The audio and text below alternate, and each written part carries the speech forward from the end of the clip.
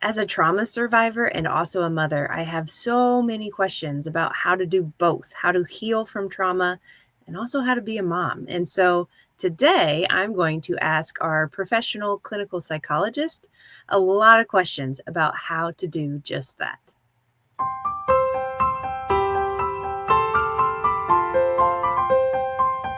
Welcome to the Stop Suffering in Silence podcast with your host, Denise Walsh and Rachel Timothy. Hey, you guys, it's Denise Walsh here. I'm a clinical psychologist turned dream life coach and co-founder of Stop Suffering in Silence with Rachel Timothy. And I'm interested in this conversation. In fact, this is a conversation I've had in the past with clients who are on their healing journey and noticing that it impacts their kids, both negatively and positively. And so, Rachel, I'd love to start by just sharing a little bit about why this was a topic you wanted to discuss today. So I've had people ask me questions, and of course I've asked this question.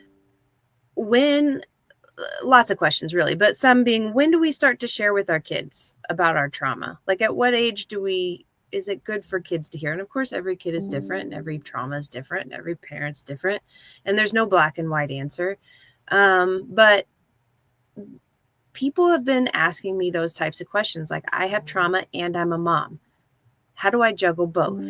How do I have those conversations with my kids? Because you don't want to burden your kids, but you also want to be real and truthful.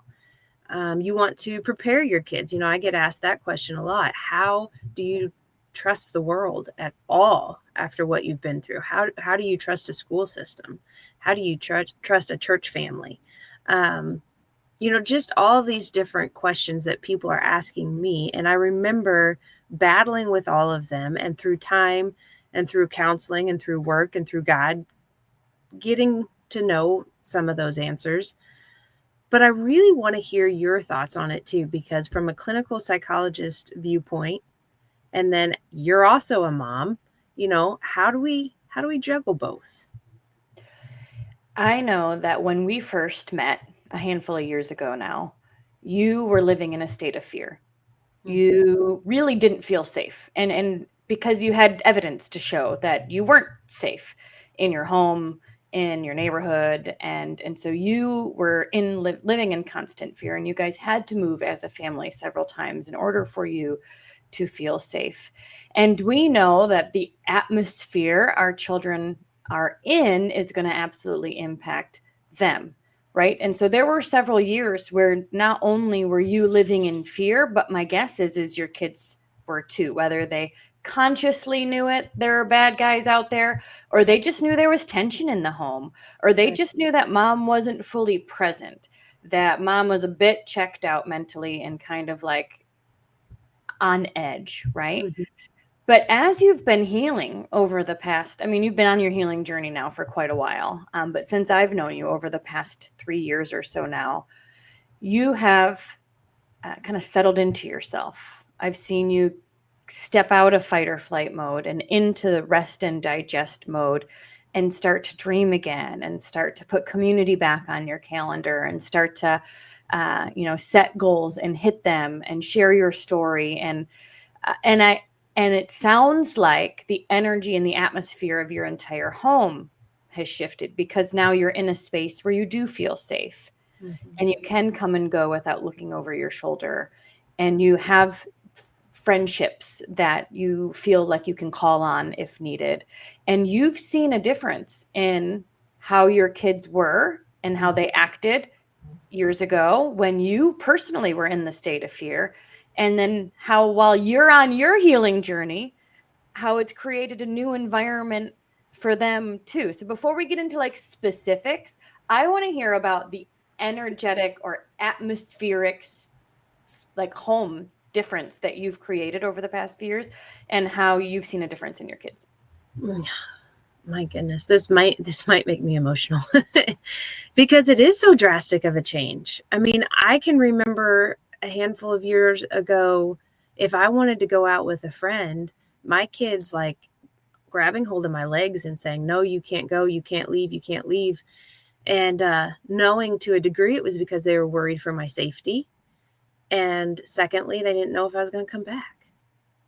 And I remember still when I, in 2017, needed to go to the eating disorder facility for safety. I think my oldest was 6 and my youngest was 10 months old. And we made the decision not to tell them that I was going to be leaving. And it was for 6 weeks that I was supposed to be gone. And I remember, that morning at like 4:30 in the morning, I left and I went to this eating disorder facility and the kids woke up and mom wasn't there. And I did that because I didn't think I'd be able to explain to them to where they could understand why mom was leaving. But looking back on it, it got to where anytime mom was gone, they were fearful that she wasn't going to come back. They were fearful when they went to bed at night that the next morning mom wouldn't be there. And so, and then to make it worse, I was at the eating disorder facility for 6 weeks and I needed to stay another 2 because I hadn't done the work in the beginning. And my oldest, who was 6, had been counting down the days. I mean, he literally every single time we would talk would count down the days. And then I had to tell him, hey, change of plans, another 14 days. And I saw him change in that moment. And I really felt like it was because he no longer could trust me. He not only couldn't trust the outside world, he also couldn't trust what I was saying. And, often people would tell him as well, mom had to go there because she's sick. Well, then anytime mom got sick, he became very scared and fearful. And those little things of, I wish I would have spoken differently to him back then. I wish I would have said things to where a 6-year-old could have understood better instead of, I kept hearing kids are so resilient. He'll bounce back. It took him a while. And it wasn't truly until he saw me landing in a space where I felt safe, then that he could start to allow himself to feel safe about me again. So let's talk a bit about what life is like when you're in that state of fear, because you're not telling them what's happening, but they know something's happening. And Right. so what are some of the things that maybe they noticed or maybe you responded? For example, were you short-tempered? Were you like dissociating at home potentially, or, kind of in la la land a little bit and not fully engaged? Or did you forget soccer practice? Or were there things when you were living in that state of fear that impacted the environment? Well, I know for sure there'd be times we'd be driving and my oldest would notice that we were being followed. And he would notice them getting real close and like almost trying to run us off the road. And that scared him. I would try to act like everything was fine, but I'm sure he could sense the fear in my face and my body language. And there would be times when I'd get short-tempered, it could be that we were being followed and the kids in the back were bickering over, stop touching me, stop touching me. And I just needed it quiet so that I could focus on keeping us safe. There'd be times when we'd be out in public and he'd see a man try to come up and talk to us and trigger me and things. He has memories of men coming to the house that he saw actually beat me up outside. And so things like that he saw, and he didn't share that with me at the time. Like, I didn't know he saw that. And I think he truly didn't fully recognize it until years later when he shared it with me. But there was just a sense of fear, men coming to the door and knocking and me yelling at him, don't answer it, don't answer it. They're not, they're not safe. Him seeing cars parked outside and just waiting, And then, of course, the tense atmosphere of between me and my husband, and how do we keep me safe, and the frustration and the constant medical bills and counseling bills. There was a high level of stress in the house. So I guarantee the younger ones felt it, and then my older ones saw more. When you think of a child living in an environment like that, like nobody chooses that, right? You didn't choose that. They didn't choose that. Nobody's at, except for the bad guys, are at fault for this environment. But what happens when a child is living in a tense environment like that is that they often try to do what they can do to fix it. And so you'll see kids that grow up in an environment where there's addiction or there's uncertainty all of the time, and they're waiting for the other shoe to drop. They try to be the peacemaker, and they become hypervigilant, and they're like, what can I do to make sure that nobody fights, or what can I do to make sure that my mom is safe? And so they take on bigger responsibilities than is necessary and age appropriate, because they're trying to navigate their environment. And so for your oldest to have seen and experienced such tension, my guess is that he became a bit hyper vigilant and a bit feeling unsafe, watching everyone, making sure, and then that transfers to school and all these other things. Yeah. We went through years of him not wanting to leave my side, and becoming your protector a bit, you think?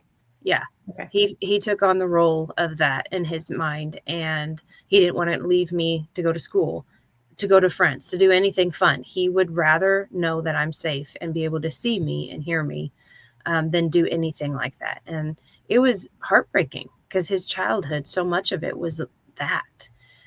And now we don't have tears when he goes to school. He does go out with friends and do parties, like at their friend's house or whatever, birthday parties. But he is still a home buddy. He still would rather be at home, and sometimes makes that choice over something fun. But for the most part, he's okay. Like when I leave, he's okay. And, I remember times, even just 6 months ago, if he couldn't get a hold of me when I was gone, the panic was intense. But even that is slowly getting better. And so it's just really amazing to see how God has healed his heart as I have healed. Right. Right. And so he's taking on some of those adult responsibilities. He's trying to be the peacemaker or control what he thinks he can control. And part of that's being your bodyguard. And his anxiety's up the whole time, right? Because he's now in fight or flight mode. He wants to make sure that no bad guys come and that you're safe. And that sometimes what happens then is that anxiety, right, it becomes heightened all of the time. Mm-hmm. And it's not like, oh, there's a bad guy, now I'm anxious. It's like, I'm anxious all the time because there could be a bad guy, or mom could leave and things. And I know there were times where he had a lot of anxiety.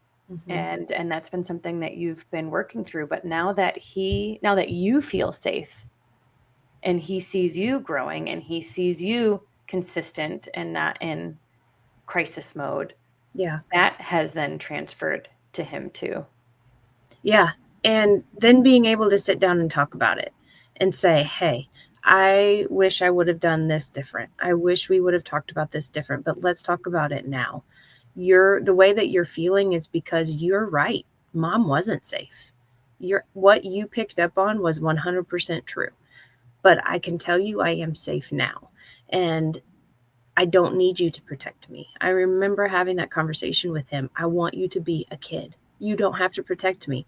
I'm going to protect myself because I'm stronger. And you could just see a weight be lifted off his shoulders. Mm-hmm. Yeah. It was powerful. Yeah. Wow. I just lost my train of thought because I was like, holy cow. Those unspoken words, I think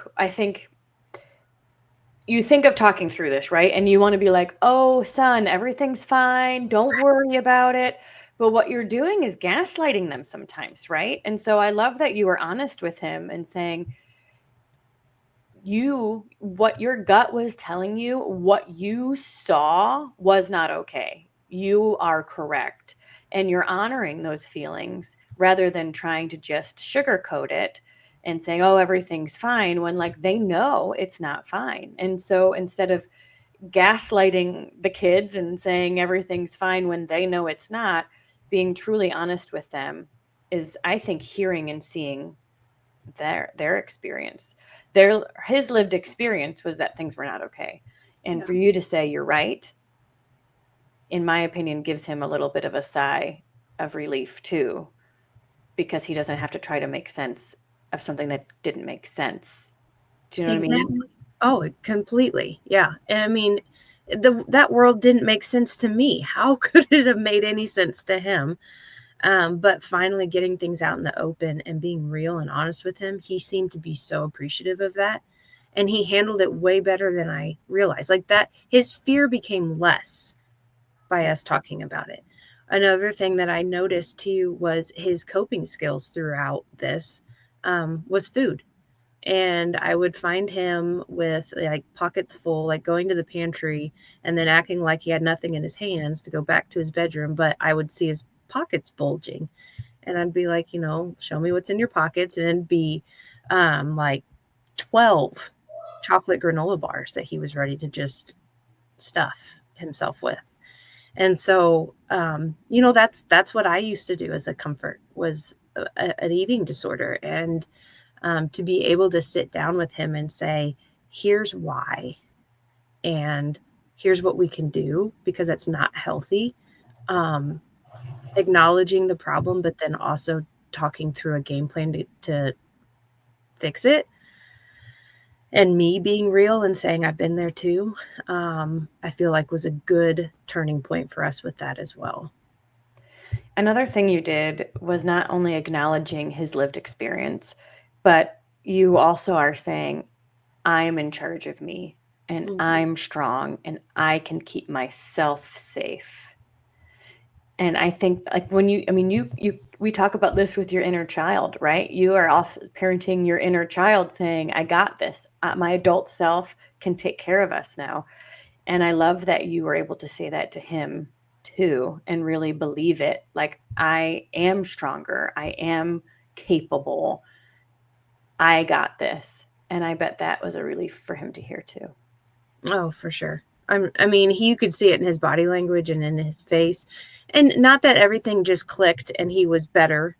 He needed to be able to see proof of that. And over time, he has been able to see proof of that. And he has seen me stronger than he ever has before. And he's proud of me. Like you can just see that the pride that he takes in how his mom's not only better, but she's speaking out about it. So, I think that's a huge uh, recognition is the proof. He needs to see consistency over time.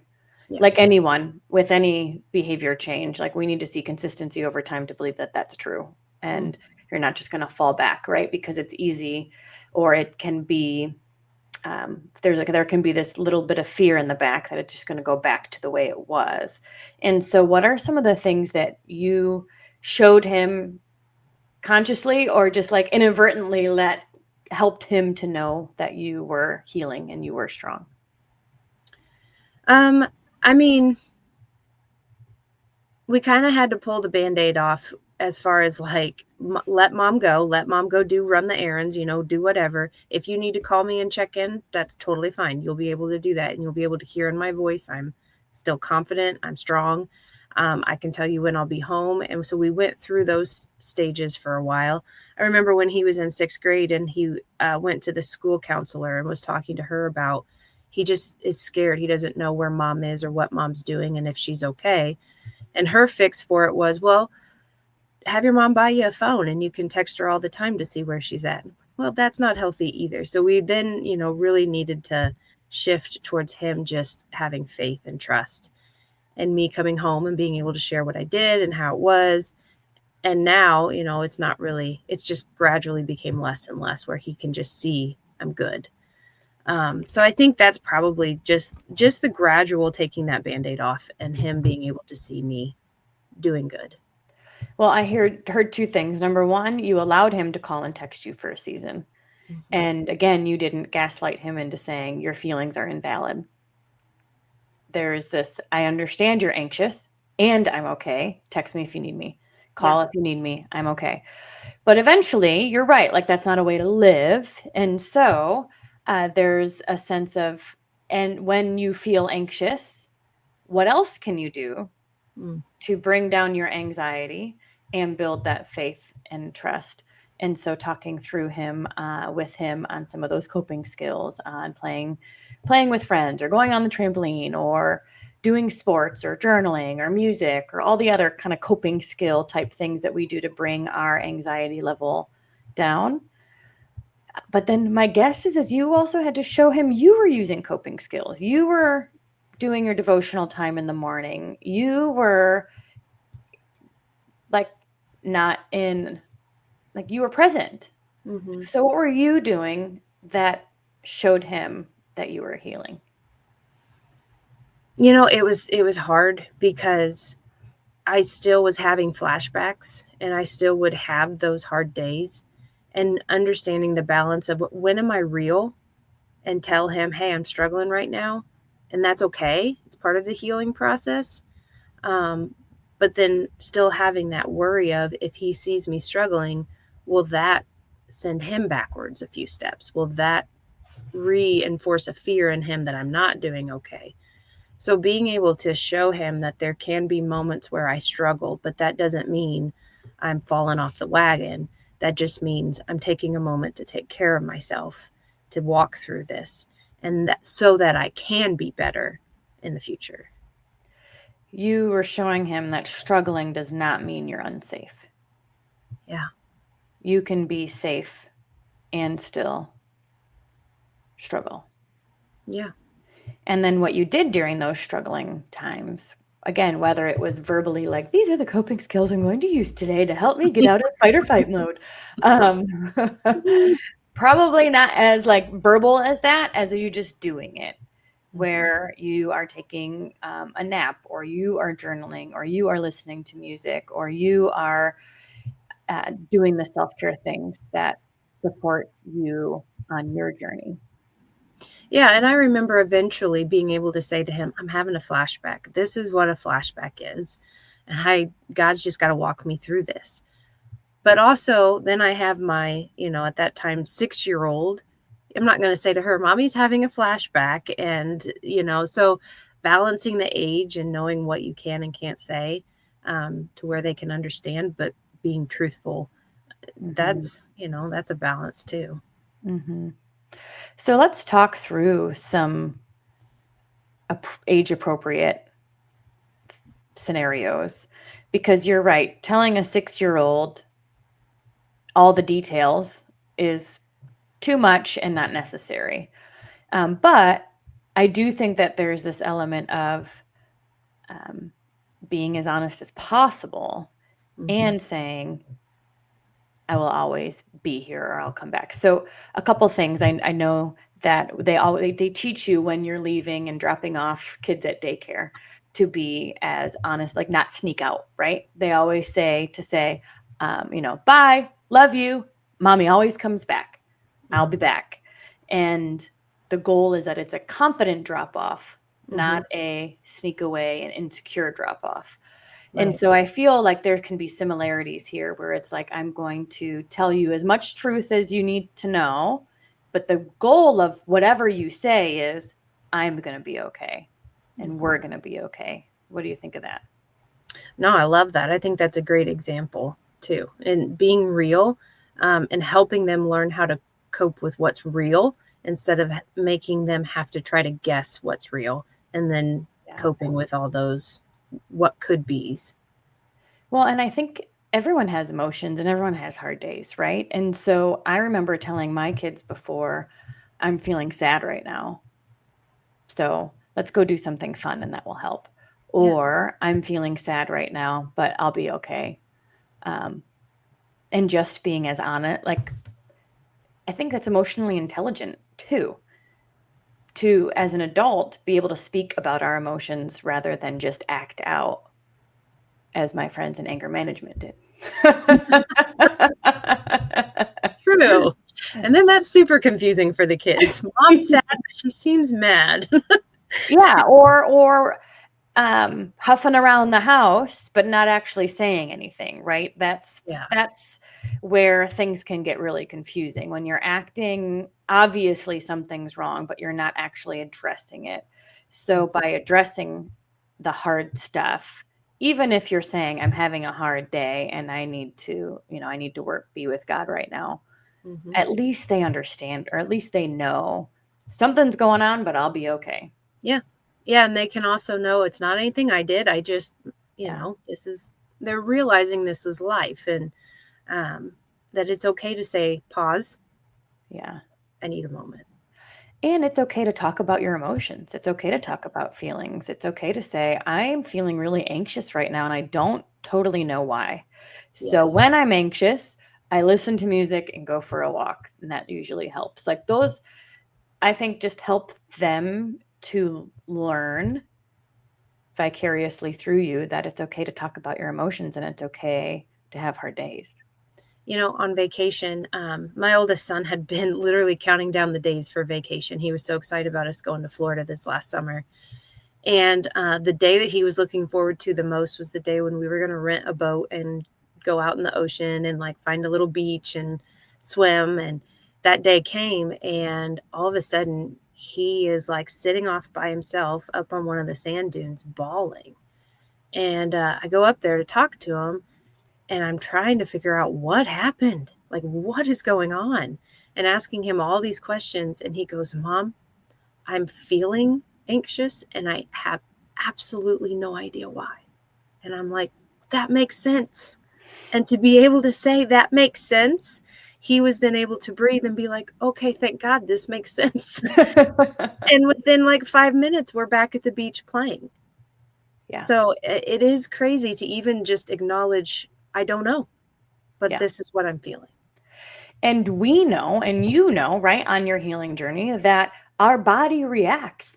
Yeah. And we don't always have an obvious trigger point or know what happened or why, but we do know what to do when our body feels this way.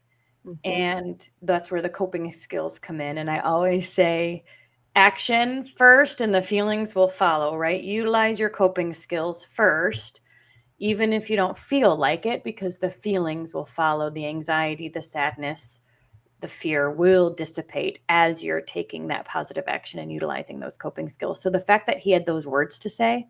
Yeah. Now, another thing I do with my boys quite a bit, and I think it's just the therapist in me, is use a lot of other emotional words, right? So not just happy or sad, but I'm disappointed, or I'm a bit discouraged, or this didn't work out like I thought. And so I'm trying to, plan B, or just trying to use other words, right? That are not just all or nothing type words, but there's a lot of different scenarios that we can speak to that have a lot of different feeling words, is my point, I guess.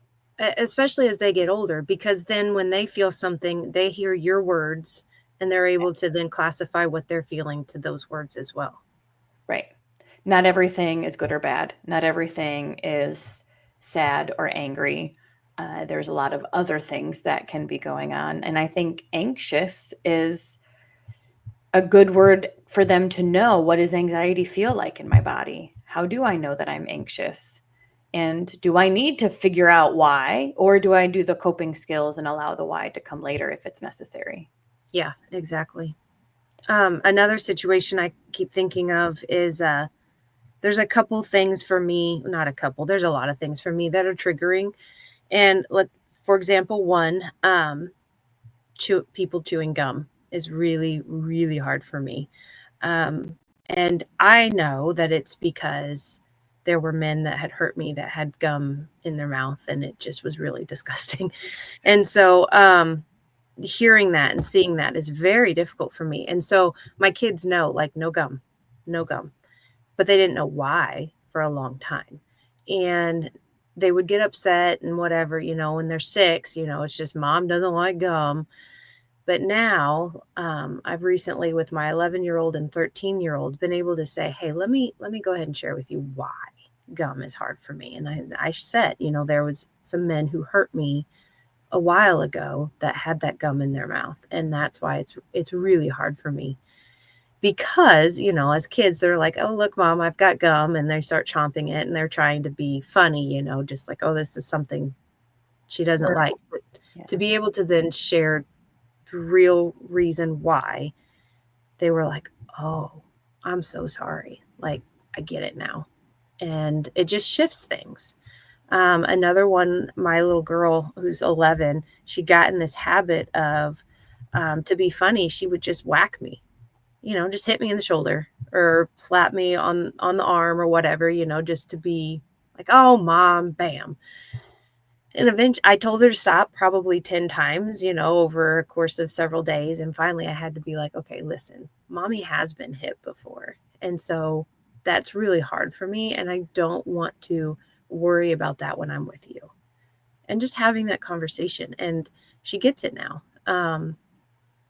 But it was hard for me. Like, I wrestled and prayed, and I'm like, is this okay for me to share? Is she at the right age to share this? Or am I going to be putting some sort of a burden on her by sharing this?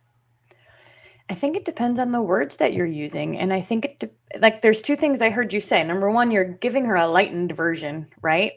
But you're also not blaming her at all. And I think that that's a very healthy way to do it. This happened years ago, and I don't want to feel nervous or feel like when I'm around you. Mm-hmm. And so you're not telling her you shouldn't do this because you're not being mean to her in any way or like accusing her of anything. You're just saying this is the situation. And so I think that's a healthy way to put it. And I think you could probably say that to any age. I've been hurt before, and I don't want to be hurt by you. Yeah, that's true. So, I mean, those are just two examples here recently where I really was like, okay, having trauma and being able to explain it to your children is not black and white. Mm-hmm. And I think another thing I've heard you say is you're not just curious about, all right, when do I tell them bits and pieces of my story, but also bits and pieces of the healing journey, like PTSD and flashbacks, and when your body's in pain or when you are triggered, when and how do you navigate that? Yeah. And I think all of that comes in just everyday life, them seeing and me being honest about it. They know that mom's been to counseling. And so, when they started to struggle with some intense feelings, we got them into counseling. And I remember taking my son the first time to counseling, and the counselor asking him some deep emotional questions, and him just saying his emotions, his fears, his feelings, just flat out saying it. And he's like, okay, I can tell at home you're allowed to talk about your feelings, and that's a good thing. And I'm like, oh yeah, we're not going to brush anything under the rug here. But I also remember thinking, okay, how much of what he's battling with intense feelings is being a kid and being like, the regular struggles of a kid, and how much of it is based off what we were living in for so long? Is this due to the trauma of these men, hurting our family? And knowing, when is this something you can sit down and talk about and work through together at home on the couch? And when is this something that's deeper, that stems from deeper things that may take longer to heal from? Because I don't want him or any of my kids 20 years from now looking back and being like, Mom, we were living in hell for a while. Why didn't we address it more then, so I don't have to address it now? But then you also don't want to bring things up if it's not there. And then you don't want to overthink things. Yeah. Well, what I know is that oftentimes if kids are struggling with something, it comes out in behavior. Yeah. And so if there's behavioral things happening, then there's something deeper happening typically, whether they could even verbalize it or not, right? And so I think both, and like it's good to have your eyes open on, all right, when are some things we can't just work through at home?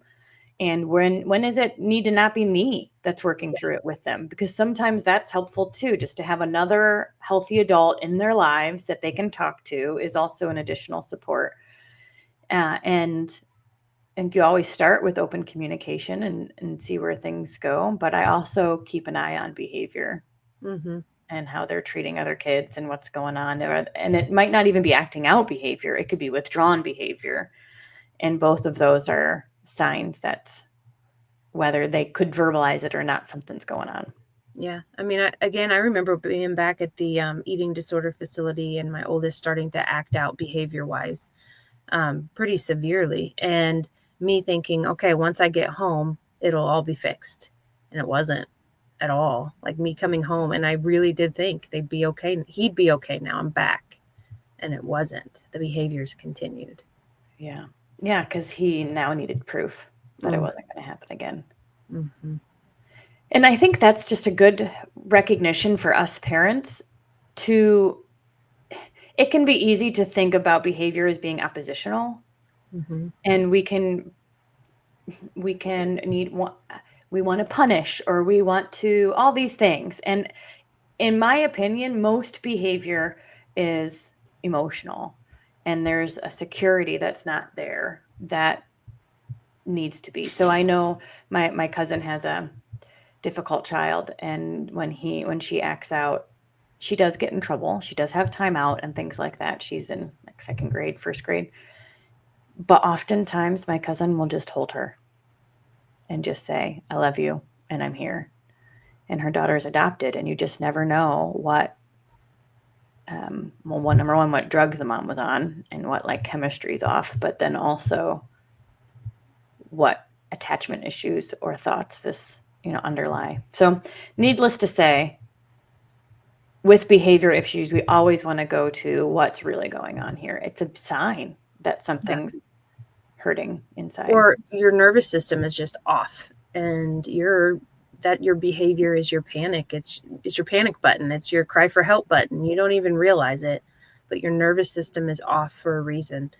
And I think you're exactly right. I think it's very rare for a child to blatantly like choose that behavior because it's fun, throwing a fit on the ground or whatever.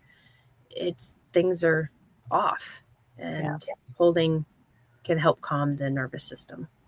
Right. Now, this is another question for you. And I know you had questions for me today, but I'm asking you all the questions. One question I have, though, is those tantrums that kids can have, can that be triggering for a parent who is on their own healing journey and maybe living in fight or flight mode and potentially overreact to a traumatic, like to somebody's tantrum?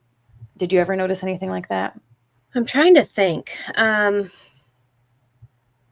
Honestly, I would say I was more compassionate towards the tantrums than my spouse was, because the house was on fire in his head with everything we had going on, and we didn't need this added stress. But in my mind, I'm hurting, and I can tell they're hurting, and so I sympathized with that more. So then you have a parent that wants to hold, and then you have the other parent who's, yelling and screaming and wanting to put them in timeout. And so then you're not on the same page, but it brings up a lot of emotions. And I think partly my trauma has made it to where I'm softer on my kids, than a normal person is, because I want to make sure I'm hearing all that I need to hear and seeing all that I need to see to be able to figure out, is there something else going on? And I'm probably quick to have that more compassionate side than I am to, okay, you deserve a punishment. I heard it said that kids are born with all of the emotions, but none of the frontal brain, like no decision making on how to handle it. And so us as parents get to model and help guide them when they have these strong emotions, versus just putting them in a corner and, disciplining, which isn't actually teaching them how to handle those strong emotions. I just keep thinking my prefrontal cortex wasn't developed either. And isn't that funny? You're like, yeah, and what do we all do? And yeah, we're just all going to sit here and cry and let the emotions out. But But yeah, no, a lot of the things that I've been learning as I'm growing, and we hear this with our girls in 90 Day U-Turn, what they're learning from you, they're then teaching their children, because it's not things that we learned, or, we were emotionally stagnant since the moment the abuse began. Yep. And so we're growing up and Yep. we're trying to grow up other humans at the same time. Which is why sometimes we think children are raising children. Yes. In a sense, because you're right. There's this emotional stagnation that happens when the abuse starts. And so, emotionally 9 years old, raising kids, when you healing Mm-hmm. made you a safe person for them to be around. Not that you were always physically safe, but there was a sense of fear that you were living in, that you were just like, let's just all cry. This does totally suck. Yeah. Yep. Oh yeah, we've had those moments. Well, and it's both and. We need to be met where we're at, but then also they need to know that you're okay and they'll be okay and that you got this. Yeah. And you always hear it's okay to apologize. Like, I didn't have it all figured out back then. I don't have it all figured out now. But I'm doing the best with what God has given me at this moment. And, I hope for that for you as well. Yeah. Yeah. And again, that's just honest, open, age appropriate communication. Yep. Anything else that you've seen with your kids as you've started to heal and you're on your healing journey, and it's been years now, that you feel has impacted and shifted the kids? This is going to sound a little bit different, but I can see where the outside world sees a difference in me and therefore trusts me more. And therefore, I remember the chaos going on with me years ago, and, my kids would want to have a friend over and their parents being like, no, we can't. And, all these different excuses, and me realizing, they don't feel safe at my house, and having to be like, I get why. But at the same time, how much that sucks for my kids. And so now our house being a safe place for other people to come as well helps them know, okay, this is a safe place. Other people are coming, other kids are coming. And the environment's just shifted. Yeah. I know when I've been to your house, I've seen kids be kids. Oh yeah. I've seen them just play and laugh. I've seen them running around without a care in the world. I've seen them, be empathetic and thoughtful, but just like, woohoo! And I think that's what we want. We want to see our kids be kids. Yeah. Yeah. And I think, it also, they each have an empathy for others that I think has come with this story as well. My oldest, I see it especially, he'll be quick to share with me, Mom, I saw this kid, struggling today. And so I sat with them at the lunch table. And, I think that comes from having been there before and knowing what that's like. And you never want that for a kid, but to see him grow because of it is pretty stinking cool. Yeah. So when do you feel like your kids will come hear you speak? Oof. Not anytime soon. But I will say I don't feel like, once they get to a certain age that it should be my choice, but theirs. And let them decide when they're ready to read my book, if they want to read my book, if they want to hear me speak. And because they have a right to that, and I don't want to keep that from them. But that'll be a complicated day. To say the least. I know that we often say that your speaking engagements are appropriate for 12 and up. Mm-hmm. And you have spoken at schools before. But I know having your kids be there would bring it up a whole nother level for you. It would. And I think it also takes it to a whole other level when you know the person sharing the story. Yeah. like my husband's not been able to read my book. Yeah. He can't emotionally read it. And so having that compassion for them too, like they don't need to know all the yuck. Yeah.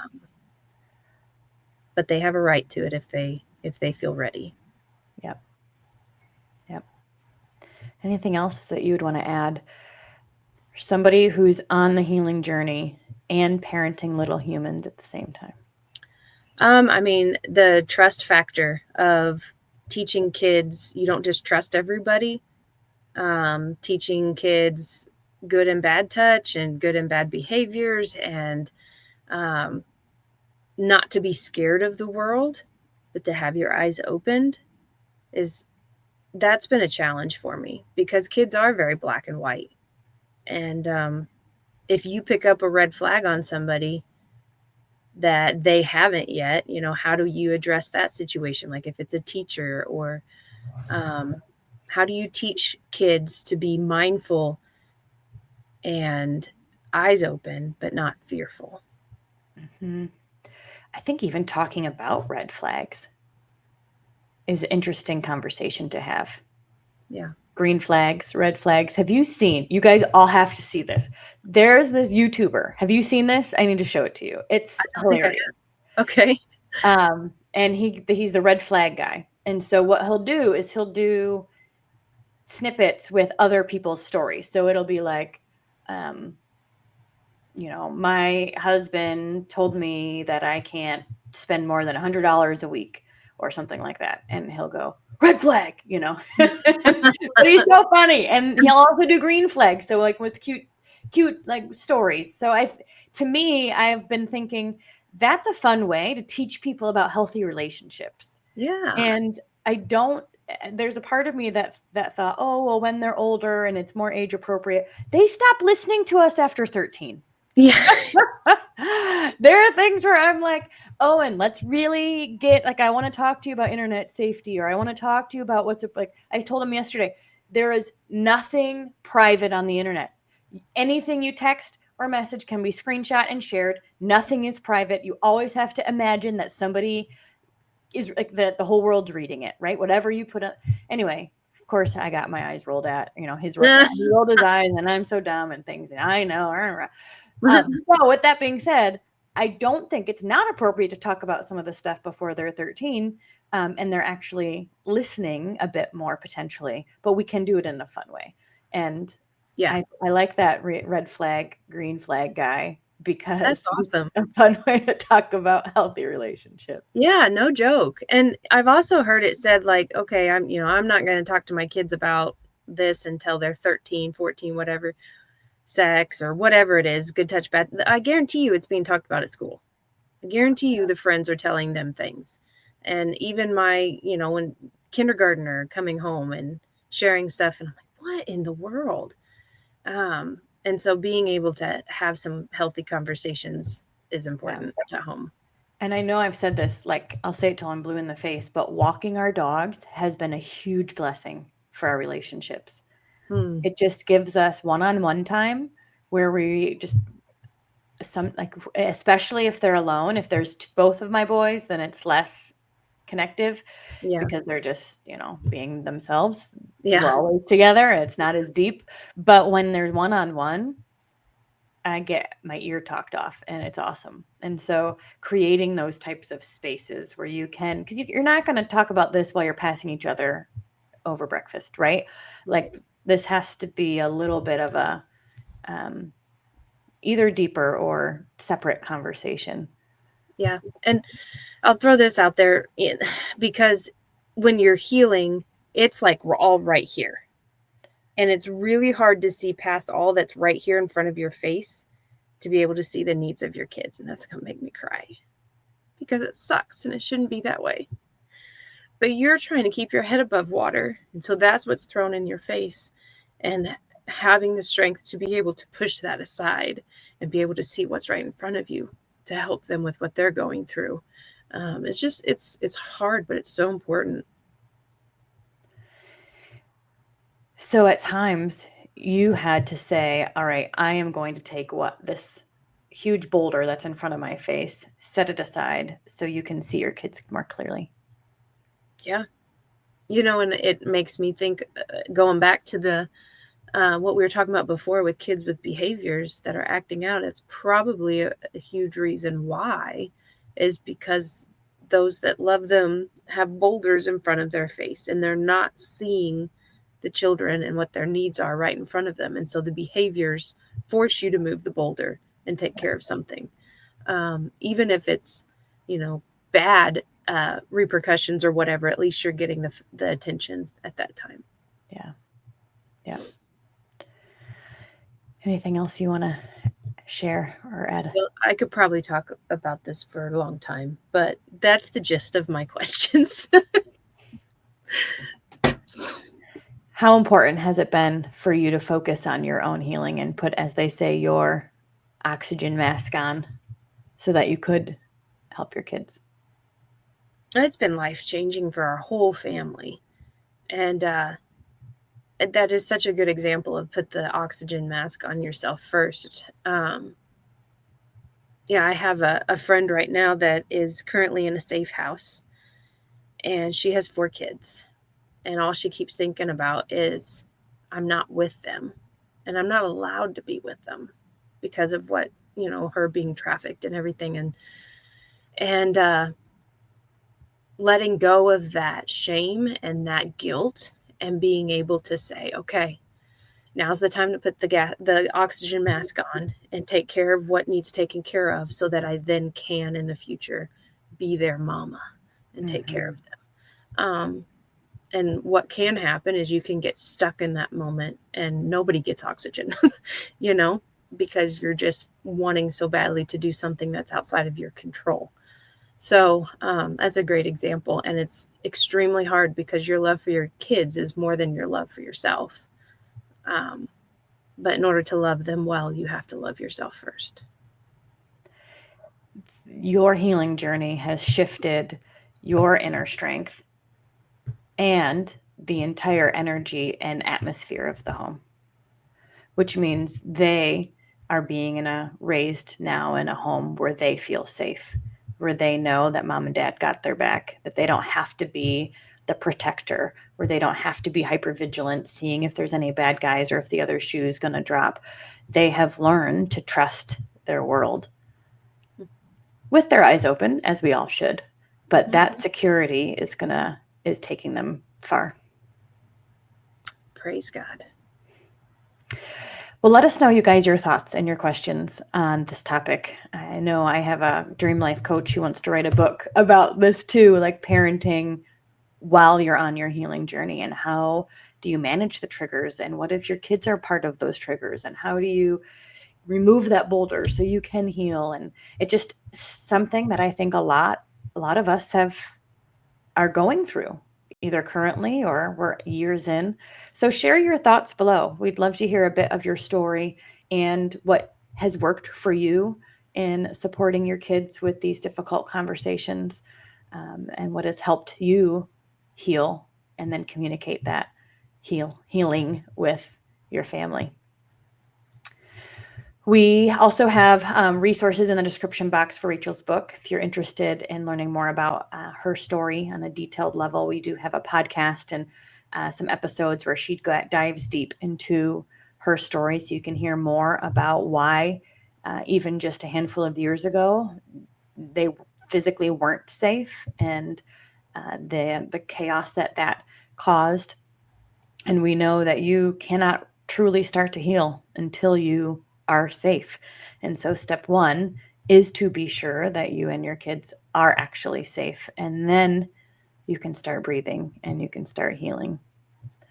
We are also looking to create a documentary of Rachel's story. And so we are currently doing a fundraiser, and this will be not just documentary. What is it called? It's like with actors. A short film. A short film, right? That's depicting Rachel's story, and we're working with a director that has done Netflix things, and it's super cool. So if you're interested in being a part of that, our goal is $10,000. We have a few thousand raised so far, but we need your help to make this happen. So please be sure to donate in the donate box below. There's a link that will take you to our website, and we'd love to have your support with that so we can get that out in the next year. Rachel, anything else you want to add? No, I think I pretty much, spilled the beans. So, well, thank you for sharing your story and being open and vulnerable with all of us. We definitely learn through these conversations. So share with us your thoughts below, you guys, and we'll see you same time, same place next week. Thank you so much for listening to this powerful episode of Stop Suffering in Silence. If you are interested in booking Rachel to speak at your event, workshop, school, church, or organization, then please email racheltimothy.stopsis@gmail.com. If you are interested in donating to the Stop SIS ministry, then please check out the link in the description box or show notes below. Or you can email stopsis@protonmail.com. And finally, if you are currently suffering in silence or you know somebody who is, then check out our website, stopsuffering.org, to learn more about our online programs and resources. We will always recommend that you also reach out to your local resources and find a counselor that you can trust, because nobody is meant to suffer alone. Have an amazing week, and thank you for being here.